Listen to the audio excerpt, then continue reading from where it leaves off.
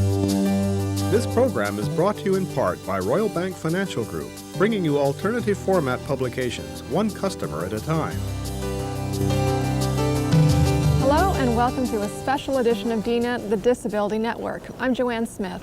I'm Ken Cavanaugh. This week we take a look at stories from various parts of Canada, Manitoba, Saskatchewan, and we'll hear about a trip taking place all the way from Newfoundland through to BC. And we'll go beyond the borders as well as we journey into cyberspace. Project EASY, that's EASI, connects and supports people with disabilities. It's a virtual community that was launched at colleges and universities.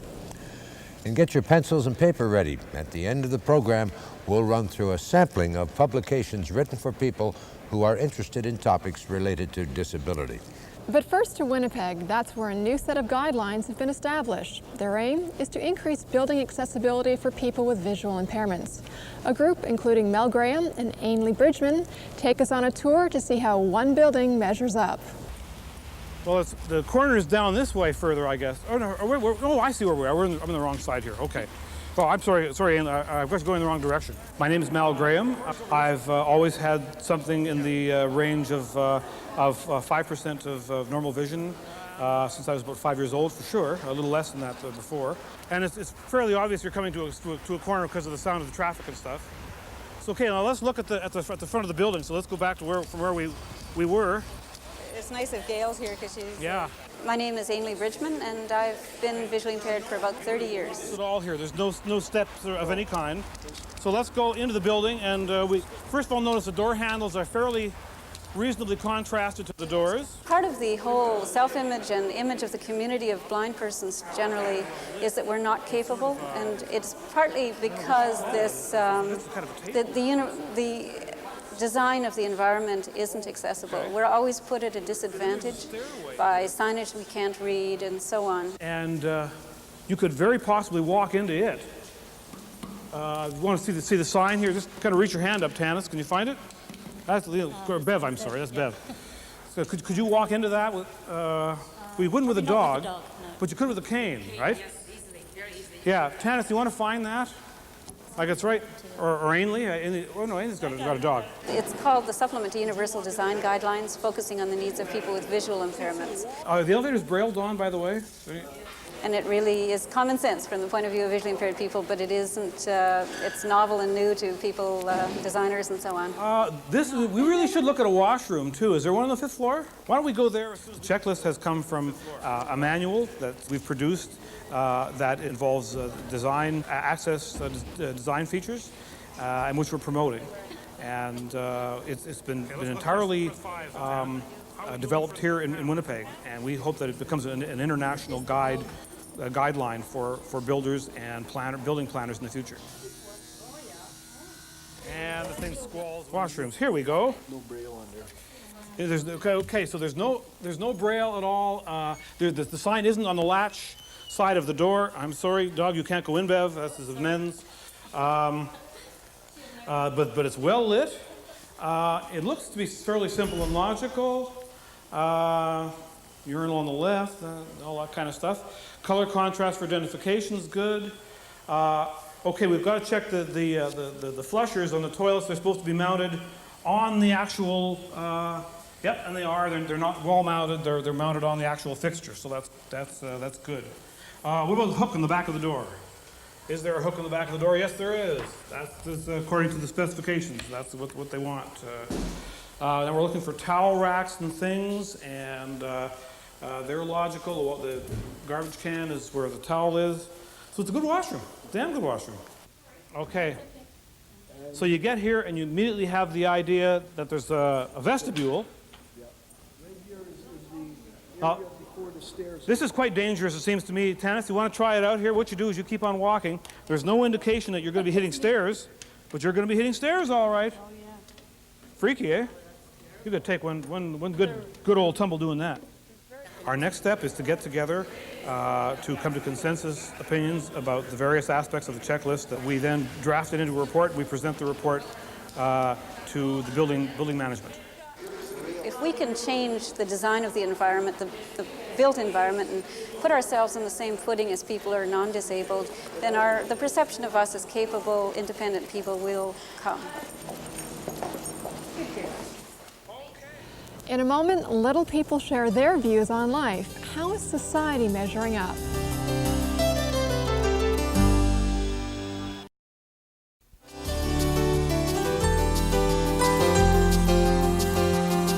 For little people, it's often other people's attitudes that fail to measure up. Kenneth Bell reports on a national conference held in Regina last year. Some people just stare, or they talk amongst the little group and they say stuff. But sometimes they get too loud and I can really hear them. Beside her parents, Suzanne looks like a very young girl, but she's actually 14 years old, and at 3'11", she's about the height she's going to be, something she doesn't think should be an issue. We're the same. Well, we can do the same things. But she's already met her share of insensitive people. Proper terminology that I'm used to is like dwarf or little person. But I hear midget the most. The term midget is a deleted, defunct, redundant term.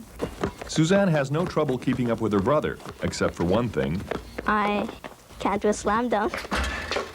And she can hold her own with close friends like Stephanie. No one's stopped me that I've come across, no. But there's still the future to come. I never really dated until I met Trent. I was just wondering if I was going to be married or meet a girl. You think probably you won't because of being short-statured, but it ends up sometimes you can meet someone your own height. At ages 32, Trent and Cheryl Phillips have experienced what the future holds for little people. They haven't had to be alone since marrying 10 years ago, but while they're an adult couple, they aren't always treated that way. I've heard comments of people saying, oh, you look like just like a little doll. Could just pick you up and hug you. Like, you know, and you kind of think, oh, God. General disability awareness has made life a little easier in the 90s. Cheryl's bank has arranged to keep a footstool near the automated teller. And the company where she works has provided a backrest and a footrest. But for little people, finding and holding a job can be much harder than for most. Yeah, it was tough getting a job. Very tough. But some little people see things differently. Macros, or midget wrestlers as they call them, they're in demand. It's not often that I've been able to use it to my advantage. Like the wrestling, I think, is to my advantage. I gotta find some sort of tight career that's gonna look after myself and my family. Rick Januszewski doesn't mind exploiting his stature. He refuses to be defeated by a much larger world. His personal life hasn't been inhibited either. I've had girlfriends as big as 5'10", 245 pounds. My ex-wife, she was 5'3". You guys be careful. I ended up with 3 great kids out of it, so I hope that they're healthy. Size doesn't matter to me. With little people numbering 1 in 10,000, Rick doesn't know many others like him. Because of that, Cheryl and Trent, along with friend Daryl Aute, recently organized a national convention of little people, the first in Regina since 1983. We learn from each other. We share, niches, different things, how we get by in everyday living. In anticipation of the event, Daryl readied his collection of dwarfs for display. Even though the Munchkins in The Wizard of Oz or the characters in Disney's Snow White and the Seven Dwarfs may have contributed to stereotyping little people as lovable but strange beings, Daryl sees them more as a celebration of their uniqueness. I fell in love with them at a very young age watching the Walt Disney movies. I find them quite intriguing. Ultimately, little people say it's most important to focus on acceptance, not trying to change the body they were given or the smallness of some people's attitudes. That's what I've done, accept it the way I am and can't change it. That's the way I was meant to be. I've had to grow up fast, even though I didn't actually grow up. It's just a difference in height is all it is. They're people like you and I. Kenneth Bell, CBC News, Regina. When we come back, a one-man show takes to the road. This is the Disability Network.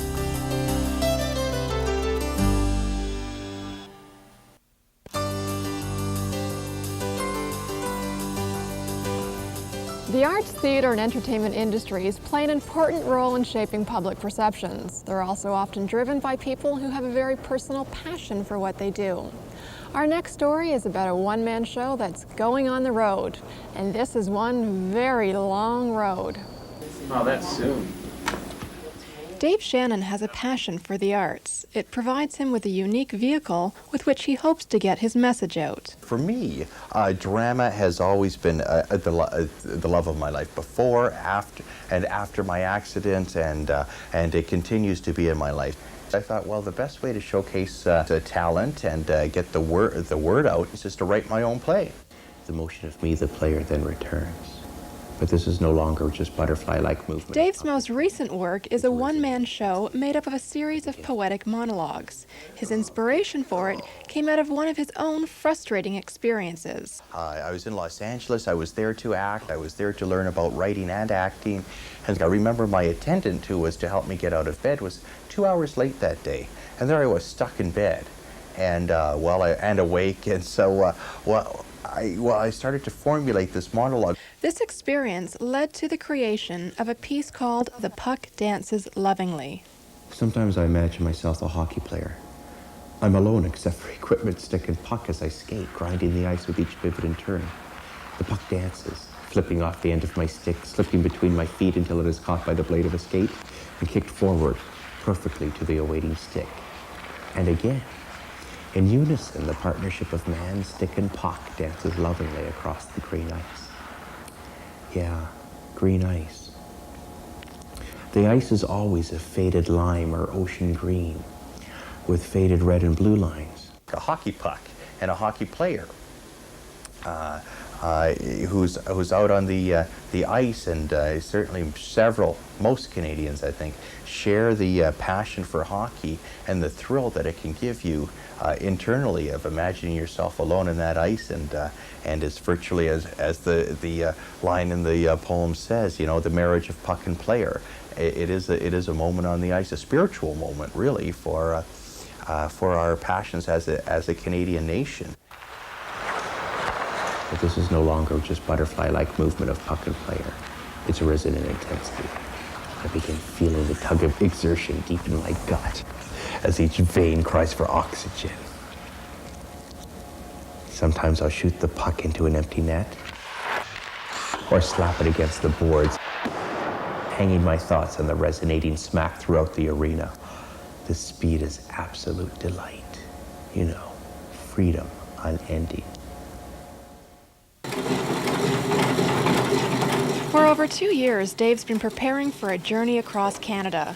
On his tour in cities from St. John's, Newfoundland to Victoria, BC, Dave will be performing The Puck Dances Lovingly to relay his message. It's not just about me wheeling, it's about a whole team effort, and it's about a great opportunity to show the potential that people with disabilities have with regards to their contribution to Canada and the Canadian community. Just like a workout guru. What's important is that they share a moment of their heart with my heart, my heart as the actor, that I believe that we forget difference and we forget discrimination when you touch people's hearts. And there's nothing like the performing arts and really all levels of art to really share things at an emotional and at a very deep subconscious level. So that's what I hope, is that we touch people's hearts. And I also hope it, in a wider sense, shows the potential of disabled people's contribution to the arts and culture of Canada. Dave Shannon's tour kicks off April 1st in St. John's, Newfoundland, and is scheduled to finish September 23rd in Victoria. Coming up next on DNet, cyber support.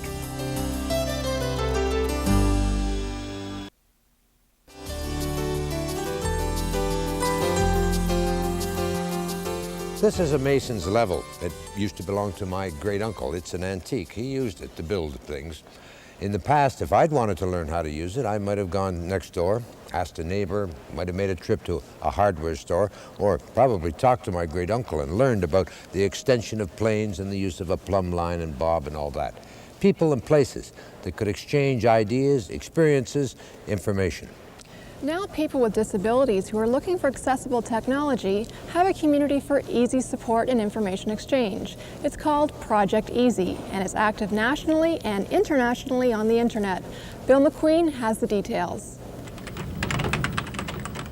These days, people who live hundreds, even thousands of miles apart exchange electronic mail postings over the internet.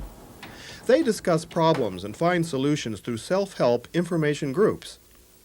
There has been a growth in the production of accessible technology for people with disabilities, especially in colleges and universities.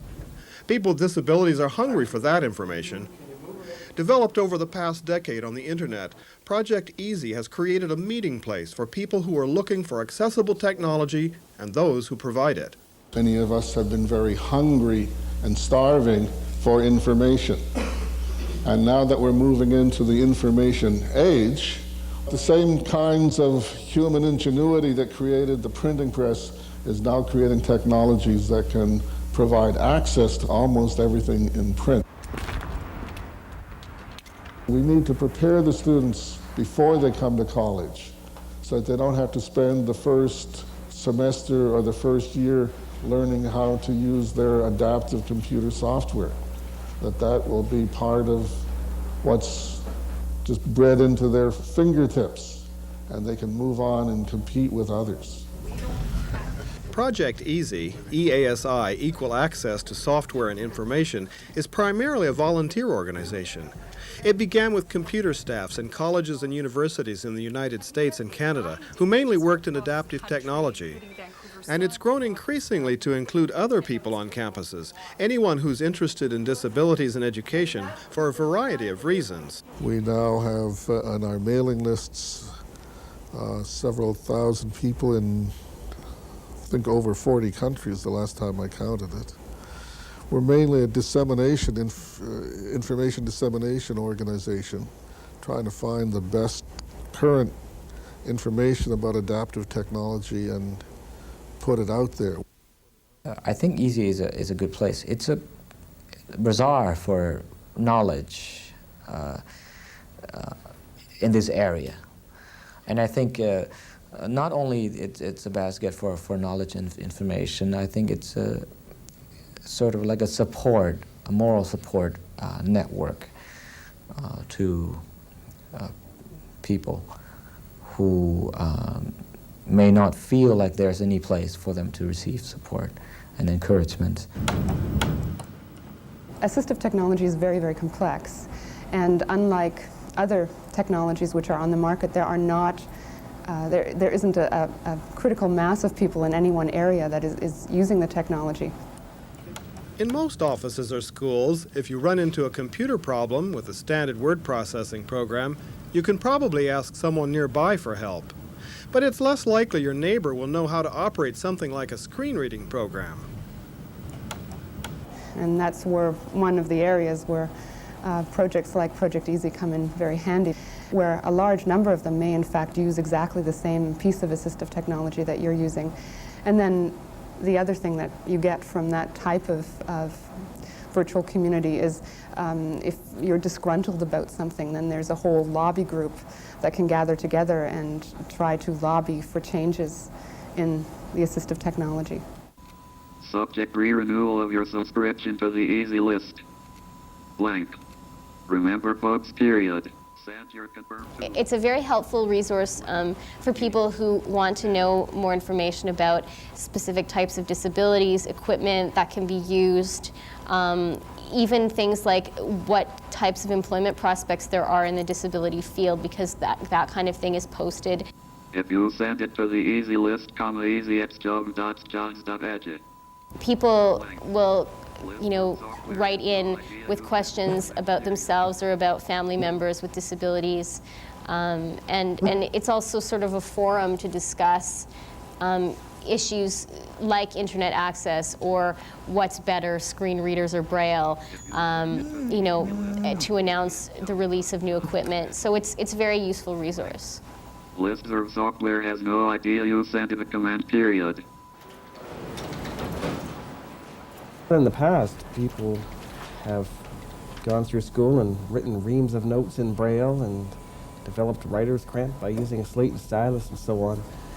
But with the technology that's here today, it's enabling us to keep up with all of the other students and keep up with the changing ways of education. So this technology that has been developed for people with disabilities is enabling us to at least try and keep up. And so that allows you to get across much more. We had a particular problem with one software program. Whenever we tried it, it wasn't working.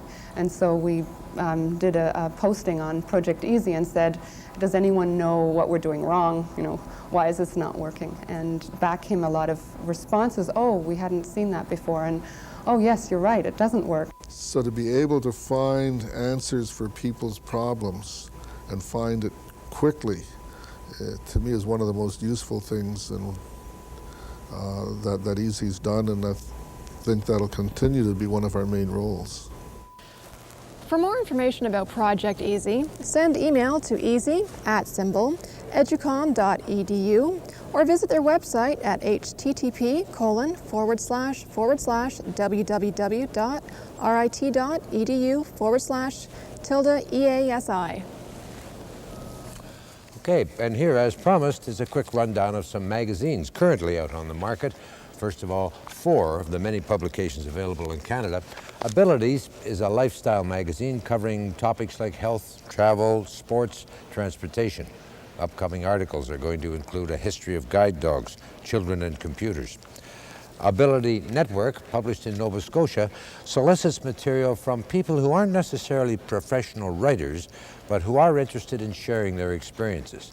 They'll be looking at transportation and taxation in future editions. Disability Today is changing its name to Active Living. The magazine will focus on health, where to enjoy accessible leisure and travel, and the first issue come off the press May 1st. And Archetype, it calls itself the magazine that defends the rights of people with disabilities. There's also a growing selection of magazines from the States, including Paraplegia News and New Mobility. If you're ready to take on a longer read, this book, No Pity, has drawn a lot of positive response. It chronicles the fight for inclusion, beginning with a 17th century community in Martha's Vineyard and culminating with the Americans with Disabilities Act in 1992. If you have any suggestions for reading, write to us. And that's our show. I'm Joanne Smith. I'm Ken Cavanaugh, and for you to write to us, here's our address. The Disability Network, CBC, Box 500, Station A, Toronto, M5W1E6. Or you can fax us at 416-205-3399. This program is brought to you in part by Royal Bank Financial Group, bringing you alternative format publications, one customer at a time. Call 1-800-ROYAL-97.